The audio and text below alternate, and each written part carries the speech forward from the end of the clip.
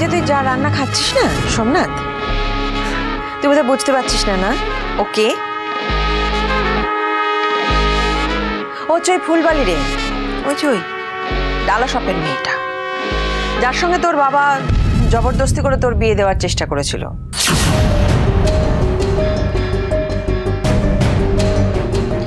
ওকে বিয়ে করে মহারাজ উদ্ধার করেছে, এই আর কি। এসব তুমি কি বলছো মা? গায়ের জ্বালা জুড়োচ্ছে, বুঝতে পারছিস না? পরিচয় যা হবার সে তো সকালেই হয়ে গেছে। তাছাড়া তোমার নাটকটা এবার না একটু বেশি লম্বা হয়ে যাচ্ছে, আরো ভালো লাগছে। তোমার তো দেখতে পাচ্ছি সৌজন্যবোধটুকুও নেই। বাড়ি থেকে কি কিছুই শেখায়নি নাকি? এসব তুমি কি বলছো পূর্ণিমা? সোমনাথ যে তোমার বড় ভাসুর, তাকে যে একটা প্রণাম করতে হবে এটা তোমাকে শিখিয়ে দিতে হবে বুঝি। আমাকে হঠাৎ করে ওনার পা ছুঁয়ে প্রণাম করতে বলছে।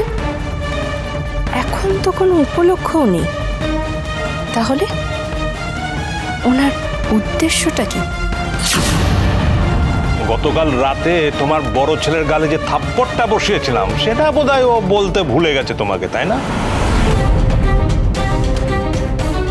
আমি থাকলে পরে তুমি আর মহারাজ আমার সোমনাথের গায়ে হাত দেবার সুযোগটা পেতে না। কি হলো? কি বললাম তোমায়? কথা কানে গেল না? শুনতে পেলে না? প্রণাম করতে বলছি তো।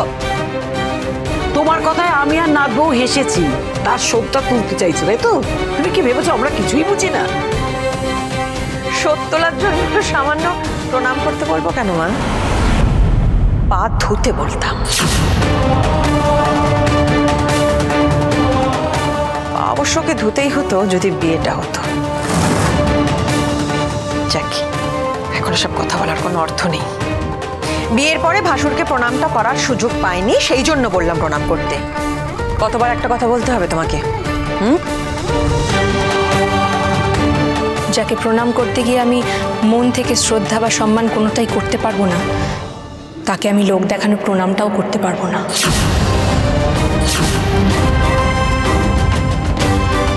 ও তাই? তো মন থেকে তো আমিও তোমাকে মেনে নিতে পারিনি, কিন্তু সহ্য করতে হচ্ছে তো। আপনার মেজো ছেলে আমাকে বিয়ে করে এই বাড়িতে এনেছে, কিন্তু যতটুকু শুনেছি উনি তো আমাকে বিয়ে করবেন বলেছিলেন টাকার বিনিময়ে, আর সেই টাকা পাওয়ার পর উনি বিয়ের দিন পালিয়েও গিয়েছিলেন। এরকম দায়িত্ব জ্ঞানহীন লোককে আর যাই হোক সম্মান করা যায় না। চুপ, একদম চুপ। এত বড় স্পর্ধা তোমার? সত্যি কথা বলতে স্পর্ধার প্রয়োজন হয় না, আমি নিজে কানে যেটা শুনেছি সেটাই বলেছি।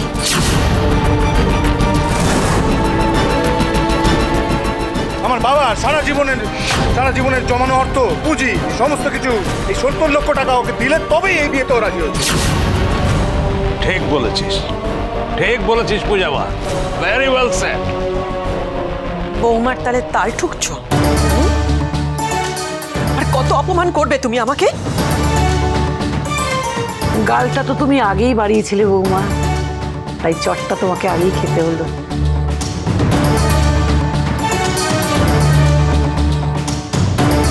তুই হা করে বসে আছিস কেন? ভাল লাগছে সব কথাগুলো শুনতে? বসে বসে শুনছিস? তাড়াতাড়ি খা, খেয়ে চল ঘরে চল। মা প্লিজ একটু শান্ত। তুই চুপ কর, একদম মুখ বন্ধ রাখবি। তোর সাথে কথা বলছি আমি। এইভাবে খাওয়া সম্ভব? আমি জানি সম্ভব নয়, কিন্তু কি করব বল? এই বাচাল মেয়েটাই বাড়িতে এসে পরিবেশ দূষণ করছে, সব সব নষ্ট করে দিচ্ছি। কি করব আমি? ছেলেকে যার বানানো কচুরি খাওয়াচ্ছ তাকেই অপমান করছো। হ্যাঁ, অদ্ভুত অদ্ভুত তোমাদের মা ছেলের আত্মসম্মান বোধ। আমি আর খাবো না, খেতে ভালো লাগছে না। এই খাওয়া ছেড়ে উঠলে সেটা কিন্তু তোর পক্ষে খুব একটা ভালো হবে না সোমনাথ।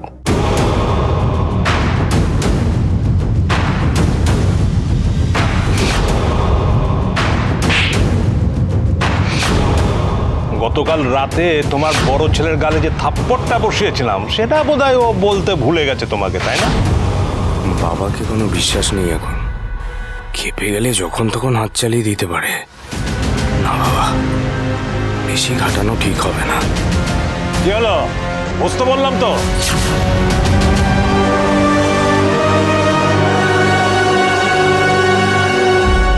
মনে রাখিস সোমনাথ, ওই কথায় কথায় মেজাজ দেখাবি, সেই জায়গায় কিন্তু তুই এখন নেই, ঠিক আছে? আমার টাকাগুলো কোথায় এখনো কিন্তু তুই আমাকে কিছু বলিস নি। হ্যাঁ, আর কবে ফেরত দিবি সেটাও কিন্তু বলিস না। তবে পুরো টাকা আমি যদি ফেরত না পাই, তোর কপালে কিন্তু অনেক দুঃখ আছে, বলে রাখলাম। ছেলেটা খেতে বসেছে, ওকে খেতে বসে এখন এসব কথা শোনাচ্ছ? হ্যাঁ, একটু আগে তো তুমি এটাই করছিলে মা, বন্ধুকে কথা শোনাচ্ছিলে। যাই হোক, মোদ্দা কথা হলো, আমি যদি ওই টাকাটা ফেরত না পাই, তাহলে কিন্তু তোকে এই বাড়ির পাট চুকাতে হবে।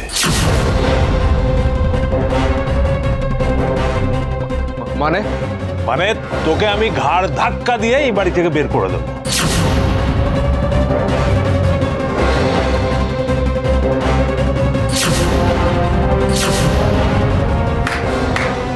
সাবাস সাবাস বাবা, সাবাস। I am so proud of you. হ্যাঁ, এতদিন পরে তুমি তোমার নিজের উপার্জিত টাকা নিজের মুখে চাইলে। হ্যাঁ, না মানে তোমার হয়ে বললে বাবুর আবার গায়ে লাগে। তুমি নিজের মুখে বলছো, দেখো আমার টাকা পাও কি পাও না, কবে পাও। না পেলে কি হবে সেটা তো বলেই দিলাম। আচ্ছা তুমি তো জানো তো ও কি কি পরিস্থিতির মধ্যে দিয়ে গেছে, কিভাবে ও বাড়িতে এসে পৌঁছেছে। তারপরে খবরদার বাবা, খবরদার, তুমি কিন্তু এসবে বিশ্বাস করো না। হ্যাঁ, আমার মাতৃদেবী অলরেডি টুপি পরে বসে আছে, তুমি কিন্তু এর মধ্যে ঢুকো না, একদমই ঢুকো না। তোমার মেজে ছেলেকে বলবে একটু চুপ করতে। বাবা, ছাড়াছাড়ি কোনো সিন নেই। হ্যাঁ, একদম ছাড়াছাড়ি কোনো সিন নেই। সোমনাথ মুখার্জি যা পাপ করেছে তার মাসুলোকে গুনতেই হবে। আর কত রে মহারাজ, আর কত? যে দেখছিস বাবার ছেলের মধ্যে একটু চাপানুতর শুরু হয়েছে, অমনি ঘি ঢালছিস আগুনে। আমি আগুনে ঘি ঢালছি? আমি শিব, আমি ঠিক বলছি কিনা বলো, ঠিক বলছি কিনা? তাহলে দেখো, তোর বাবার মেজাজ ঠিক নেই, আর তুই তাতে ধুনো দিচ্ছিস। হ্যাঁ, বেশ করেছি। হ্যাঁ, আরো করবো। হে ভগবান, এ বাড়িতে একটা দিনও কেউ শান্তি মতো কাটাতে পারে না। আজও একটা কুরুক্ষেত্র শুরু হলো বলে। কি করি এখন? একজনকে অন্তত থামাতে না পারলে তো বিপদ। বেশ, ঠিক আছে, আমিও দেখি তুই আর কতবার বাড়তে পারিস, আমিও দেখি। এই নিন কচুরি। ও বাবা, এই তো হিঙের গন্ধ বেরোচ্ছে।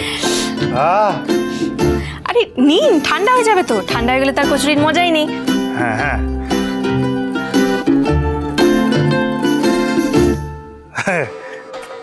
একদম গরম গরম কচুরি তো। হ্যাঁ, আরে খেয়ে দেখ, পুরো স্বর্গীয় অনুভূতি হবে। ঠিক বলেছিস, তাই দেখি। হ্যাঁ,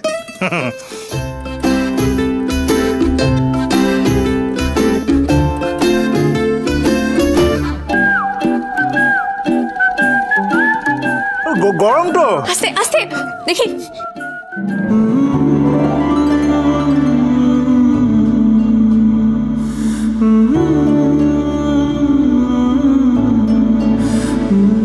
এভাবে গরম জিনিসটা কেউ খায়? মুখটা পুড়ে যেত তো। আমার জন্য লোকজনের মুখ বেশি পড়ে, আপনাকে তো চাপ নিতে হবে না। আপনি বসুন, যান গিয়ে ধীরে সুস্থে শান্তি মতো খান তো। বাড়ির হাওয়া যা গরম, সেটাকে এই কচুরি আর ঠান্ডা হবে না। না না না, ও যাই বলুন না।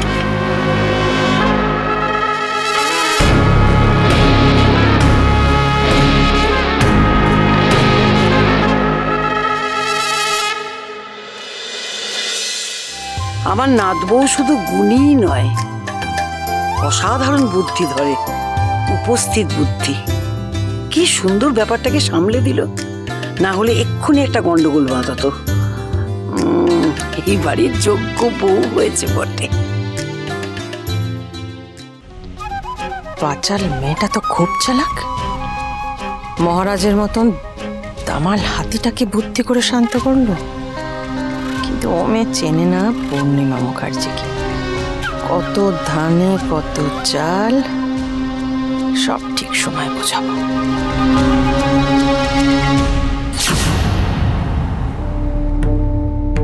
আপনি আমাকে একটুও বোঝার চেষ্টা করেন না, শুধু বুঝে ঘেন্না করেন আমায়। তবে আপনার মেজ ছেলে আর তার বউকে আপনি যতই ঘেন্না করুন না কেন শাশুড়ি ঠাকুরন, পূজারিনী অত সহজে দমার পাত্রী নয়। ঠান্ডা হয়ে গেছে, ভালো লাগছে না খেতে, আমি উঠছি।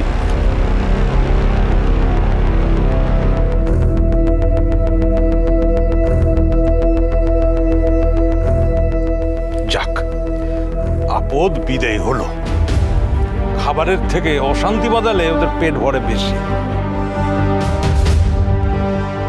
বাবা, আপদটা কি তুমি দাদাকে বললে? না তুমি ওকে বললে বলো, মাকে বলো না প্লিজ।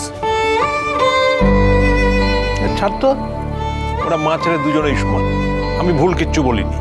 না না না, মাকে বলো না, আমার খারাপ লাগে। গুন্ডাটা সত্যি অদ্ভুত, যে মা ওকে এত অপমান করে তার নামে কোনো খারাপ কিছু বাবার মুখ থেকেও শুনতে চায় না।